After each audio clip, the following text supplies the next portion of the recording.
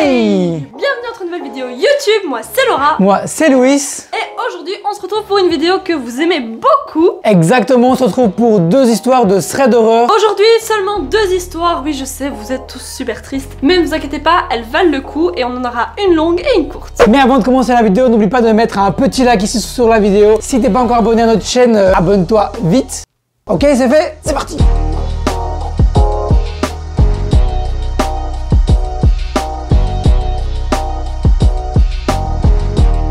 Et la première histoire que l'on va vous raconter aujourd'hui, c'est celle de Jessica. Jessica, elle a 16 ans et les faits se passent en 2016. Nous sommes à la Saint-Valentin. Jessica a décidé de surprendre ses parents en achetant un bouquet de fleurs. Ce qu'il faut savoir, c'est que la Saint-Valentin, pour la famille de Jessica, c'est une fête plus familiale que romantique. Elle a 16 ans, donc évidemment, elle ne conduit pas, elle n'a pas de voiture pour se rendre chez le fleuriste. Mais pas trop loin de son campus se trouve un hôpital dans lequel il y a un petit fleuriste qui fait quand même des compositions florales. Et elle décide donc de s'y rendre à pied. Pour s'y rendre, elle doit traverser son campus. Son campus est rempli de bâtiments de différents médecins, des médecins qui sont là que pour des consultations, des chirurgies, etc. Et le trajet jusqu'à l'hôpital se déroule tranquillement. Elle arrive donc à l'hôpital, elle achète son petit vase de fleurs et elle retourne, elle refait le trajet inverse pour retourner à son campus. Ce qu'il faut savoir, c'est que normalement elle devait être en cours donc dans son campus, sauf qu'ici elle est partie en scred pour acheter ses fleurs à ses parents. Bon, l'intention y était, mais elle y réfléchira peut-être à deux fois avant d'offrir des cadeaux à ses parents.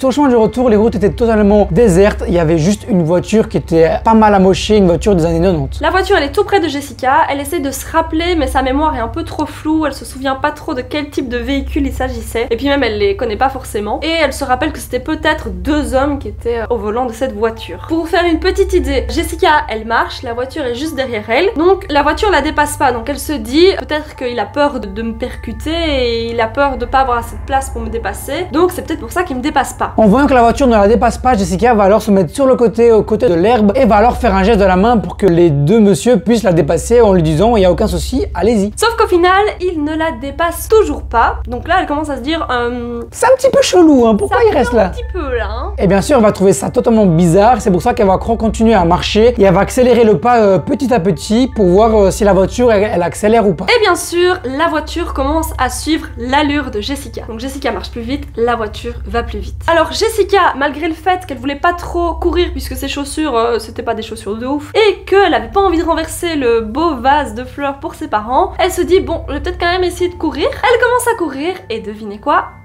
La voiture la suit encore une fois et accélère le pas encore une fois. Et là, Jessica, elle a tout de suite compris qu'elle est peut-être en danger, qu'il faut absolument qu'elle trouve un moyen de fuir parce que la voiture la suit complètement. Et comme on a dit plus tôt, il n'y a personne autour d'elle, donc toutes les routes sont désertes, donc son premier réflexe, c'est d'essayer de trouver un parking et d'essayer de se cacher au maximum. Elle trouve un parking, le parking malheureusement est désert et le petit bureau où normalement il y a l'agent de sécu, il est fermé, il n'y a personne dedans. Et la fameuse voiture la suit dans le parking et elle n'a pas du tout décidé de se garer. À ce moment-là, t'as qu'une seule solution, c'est prier. Et franchement, j'aimerais pas être à sa place. Imaginez, vous êtes seul dans un parking et une voiture qui vous suit avec deux gars. Je sais pas ce que tu fais, mais tu crées un pouvoir et tu t'enfuis quoi. La course-poursuite continue jusqu'à arriver à un tas de débris et gravats. Et avant que quiconque puisse sortir du véhicule, Jessica a commencé à escalader ce tas de débris qui était assez énorme et a réussi à passer au-dessus. Malgré la hauteur, elle a réussi à sauter. Elle s'est un petit peu blessée à la cheville, mais bon, c'est pas trop grave. Et heureusement pour elle, personne de la voiture n'a réussi à la suivre. Et il s'avère que de l'autre côté des gravats se trouvait une passerelle qui menait à son campus du lycée. Elle retrouve ses camarades de classe, elle va commencer à raconter l'histoire folle qu'elle vient de vivre et étonnamment, ses camarades s'en foutent complètement. Ils s'en battent les steaks. On adore ce genre de potes. Alors Jessica, elle a jamais parlé de cette histoire à personne. Pourquoi? Tout simplement parce qu'elle avait peur, vu qu'elle avait entre guillemets un peu séché les cours, donc elle avait peur qu'on lui en vole. Et également, elle avait peur d'en parler à ses parents parce que ses parents étaient assez stricts sur ses sorties. Et si un truc pareil lui était arrivé, elle aurait été tout simplement privée de sortie parce que ses parents auraient eu beaucoup trop peur. Bien sûr qu'aujourd'hui, elle regrette de n'avoir jamais rien dit, c'est parce que sur le coup, elle pensait pas que c'était aussi grave, elle n'arrivait pas à se rendre compte de la gravité de la chose. Donc si un jour vous vous promenez et que vous voyez qu'une voiture vous suit, appelez la police et ne faites pas genre ah non, c'est peut-être pas si grave que ça. Faites-le et courez au plus vite possible.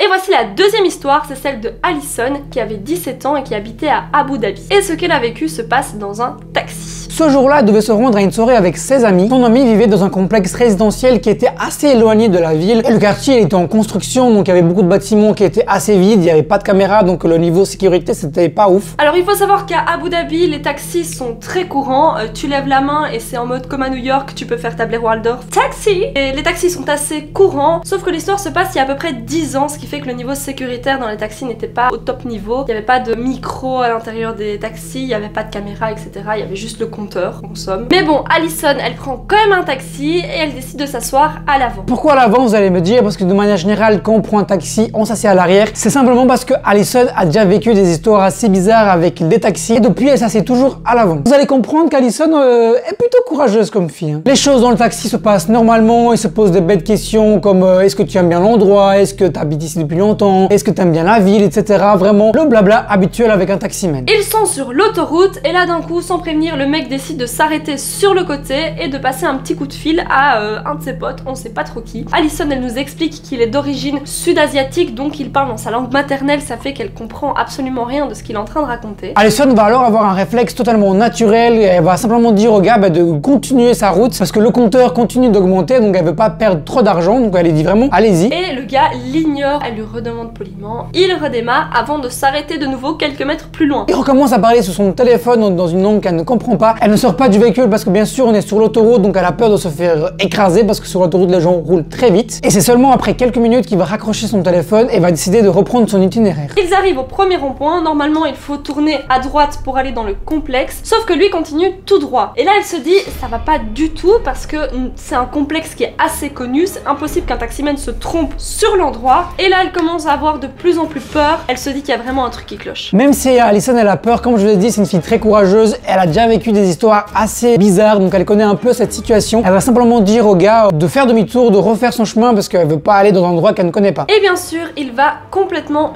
l'ignorer. Là, elle commence un peu à péter un câble, elle s'énerve sur lui, elle commence à l'insulter, à le crier dessus. Elle lui dit d'arrêter la voiture, qu'elle veut descendre, mais il l'ignore encore une fois totalement et il continue de se concentrer sur la route. Il était clair, vous l'aurez compris, que cet homme avait d'autres plans pour Alison. Moi, je pense que si je suis à la place d'Alison, j'aurais même pas le courage de lui crier dessus. Je suis tellement gentil que genre le mec il va me kidnapper, je serais la mode ok, je ne dis rien, je suis là de mon côté comme ça. Je sais pas ce que t'aurais dit. Vous voulez mon sachet de bonbons, monsieur?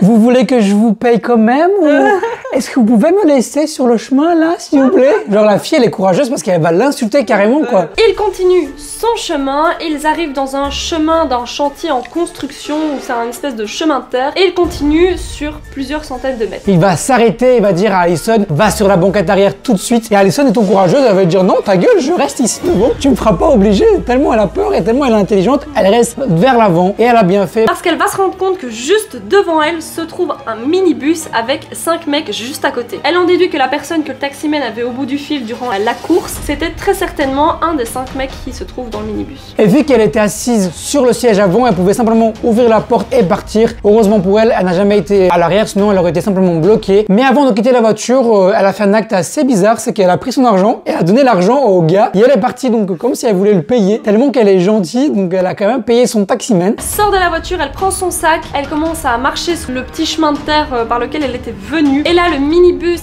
et le taximan continuent de la suivre et décident de la bloquer en mode comme la police fait quand elle doit capturer quelqu'un en course-poursuite, vous voyez ce que je veux dire?